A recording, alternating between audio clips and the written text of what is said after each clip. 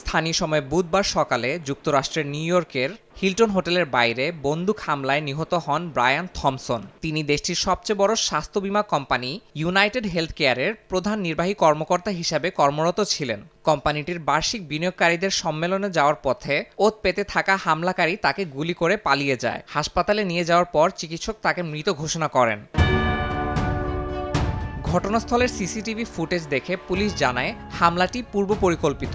হামলাকারী হোটেলের বাইরে আগে থেকেই থমসনের জন্য অপেক্ষা করছিল। গুলি চালিয়ে দ্রুত সেন্ট্রাল পার্কের দিকে পালিয়ে যায়। পরিবার ও সহকর্মীর পাশাপাশি মিনেসোটার গভর্নর টিম ওয়ালস তার মৃত্যুতে শোক প্রকাশ করেছেন। সম্প্রতি একটি বিরাট সাইবার হামলা থেকে প্রতিষ্ঠানটি ঘুরে দাঁড়ানোর প্রচেষ্টা চলাকালীন এই নির্মম হত্যাকাণ্ড ইউনাইটেড হেলথের উপর এক বড় আঘাত। পুলিশ হামলাকারীকে খুঁজে বের করতে তদন্ত জোরদার করেছে। এদিকে যুক্তরাষ্ট্রের ক্যালিফোর্নিয়ার এক স্কুলে বন্দুকধারীর গুলিতে 2 শিশু আহত হয়েছে। স্থানীয় সময় বুধবার অঙ্গরাজ্যটির উত্তরাঞ্চলের একটি ধর্মীয় স্কুলে এই ঘটনা ঘটে।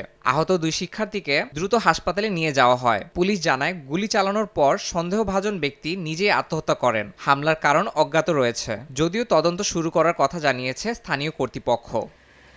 ইয়াসিন মোহাম্মদ জিসান, সময় সংবাদ।